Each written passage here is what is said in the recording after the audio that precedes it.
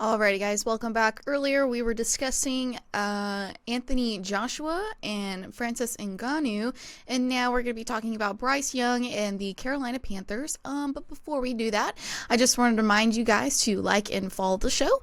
Also, we get a number of questions from viewers that come in during the show, so to ensure that your question gets read on the air, I ask that you use the tips and donation link with your question. That link is GSMCPodcast.net. This puts your question at the top of the list so that I can see it, and it also just really helps the show. I'm going to put Tate's business out there since he puts my business out there all the time. Physically got up out of his seat and went and got his snack for the day. Brother got to eat. What do we have today? What is... Okay, this is same thing as before. It's the pastry. It's like phyllo dough with ham and cheese inside. Then they bake it. It's all nice and gooey. The ham is on point. It's all flaky. It just starts flaking off left and right. I'm jealous. You got, wait a minute. You got a guy that makes this stuff for a living. He gets paid to make pastry. I don't, it's just... Right. He gets paid to make pastry. That's his job. Do you think he wants to come home and make more pastry? This is true. If he you're does working, it sometimes, but if you're working at McDonald's and someone says, "Hey, will you make me a Big Mac in the kitchen?" You'd be like, "No, fool." Yeah. So I do understand what you're getting at there. Yes. So, okay. All right. So what do you have for me here? So, the Panthers didn't properly prepare Bryce Young, the quarterback. Didn't stand a chance. The Carolina Panthers didn't create the ideal environment for quarterback Bryce Young to thrive in during his rookie season. Bryce really didn't stand a chance, said a source with direct knowledge of what was going on with the team, according to ESPN's David Newton. After Young was selected with the number 1 overall pick in the 2023 NFL Draft, many expected the former Alabama standout to deliver an exceptional inaugural season. That wasn't the case, as the 22-year-old completed just 59.8% of his throws for 2,877 yards in 16 starts. He also racked up 11 touchdown passes compared to 10 interceptions, while the Panthers finished with the league's worst record of 2-15. While Young's struggles were apparent, it's also fair to question the coaching and personnel around him. Head coach Frank Reich was fired after the Panthers got off to a 1-10 start, while offensive coordinator Thomas Brown wasn't retained by the team after new head coach Dave Cannells was hired once the season concluded. Newton noted that there was a difference in philosophy between Reach, Brown, and offensive line coach James Campen. In fact, the team used a pistol formation in week 1 that wasn't implemented until the week before. This likely affected Young's preparation heading into his first career NFL start. I see you shaking your head. So, what's going on? Okay. When you go to a dumpster fire, don't be shocked when you get burnt. Just don't be shocked. Yeah. The Carolina Panthers, they have ran this, the way this team have been set up and been running the last few years has been an outright dumpster fire. If you're a young quarterback, you need a solid coach, a solid offensive coordinator, a solid quarterbacks coach. You need weapons. They had none of that. Bryce Young was put in a really bad situation where no one could have succeeded. You insert anyone in this year's draft and put them in that same kind of situation, and you're going to struggle. You can't put a team like Carolina doesn't. I mean, poor coaching. To have your coach come in, put in an offense a week or two before the season starts is like, whoa. the whole point of the off season and training camp is to get your young quarterback acclimated to the offense, to his weapons, to everyone around him.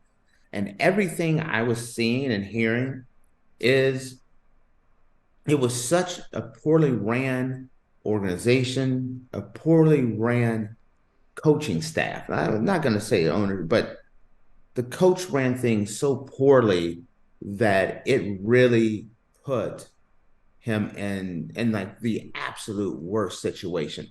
And here's the dangerous thing about this. They traded up to get the first pick. Now the Bears have their pick, and that's the number one pick they have now. So they're really losing two number one picks because the one they took last year and the one they're going to lose this year. By putting Bryce Young in a situation like that, you can ruin a quarterback at a young age. When a quarterback front comes to the league, confidence is their number one weapon. They have to believe I can do this, I can compete at this level.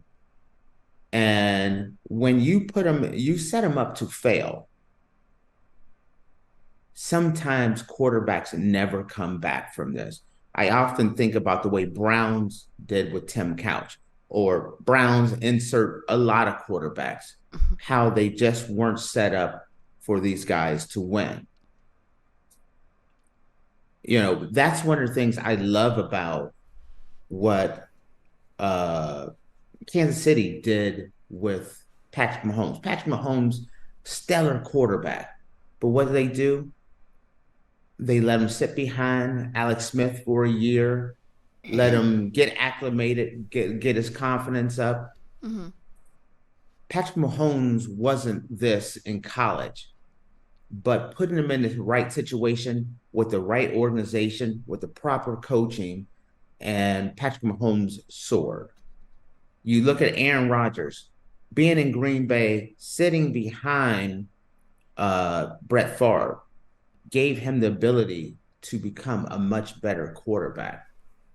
This formula has worked for years, but the formula that rarely works is, hey, you're a dumpster fire organization with dumpster fire talent around you and a dumpster fire at coach.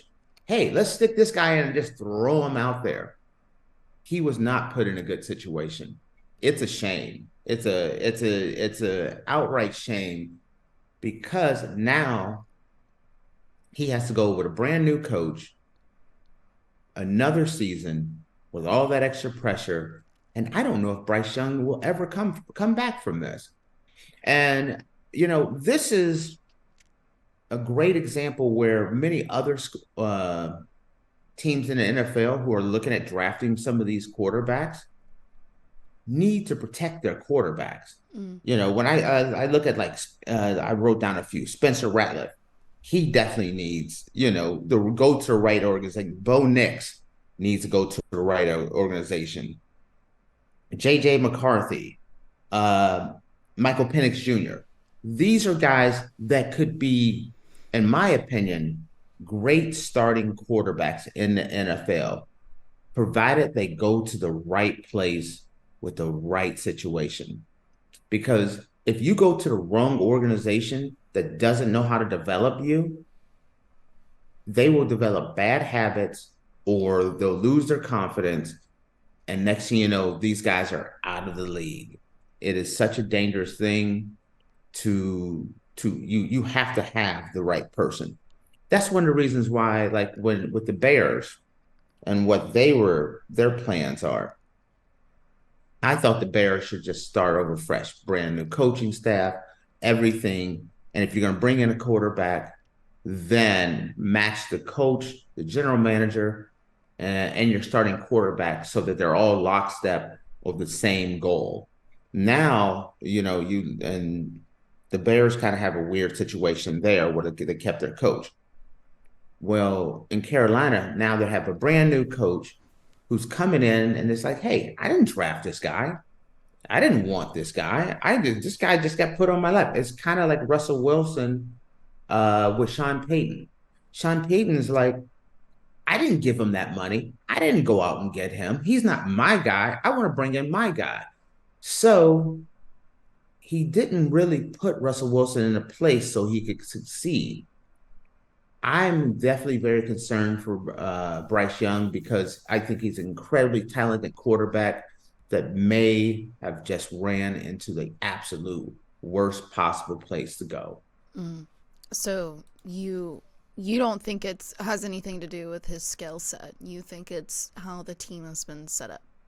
Yes, I think Bryce Young is incredibly talented. He's small, Mm-hmm. but we have shown that there are Tua in Miami, um, the quarterback in Carolina, not Carolina, but in at the Cardinals.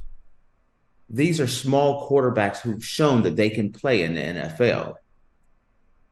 It just comes down to, do you have the right coach to put you in the right situation?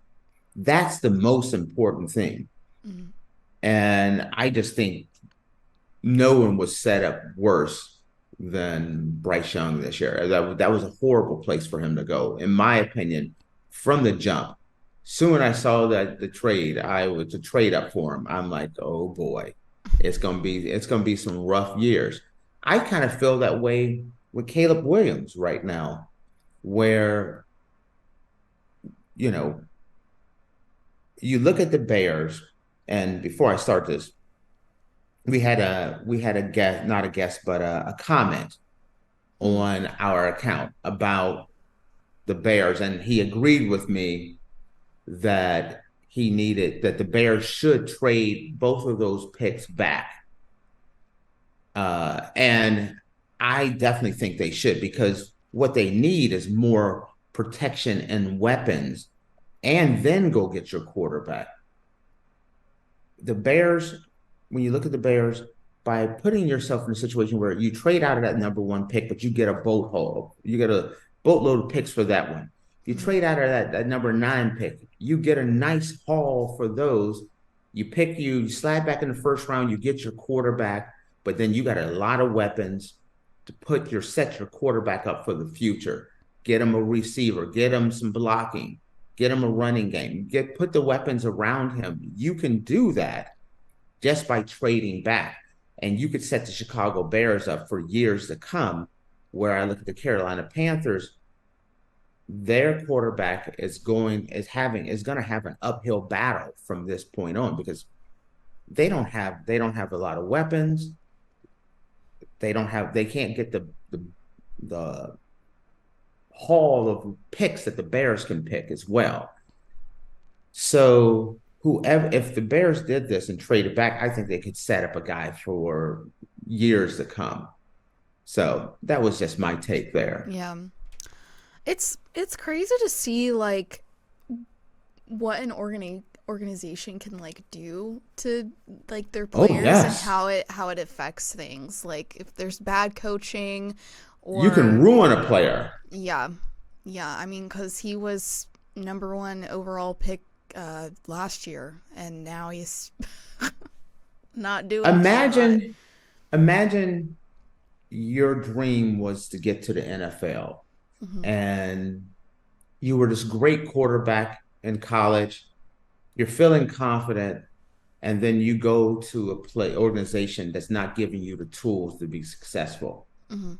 And you're not, they're putting in offenses a week or two before the season starts that you're not even, you're trying, the speed of the NFL is so much different than college football. That's the number one thing. So your goal as a coach is to, and there's a lot more information to get acclimated to.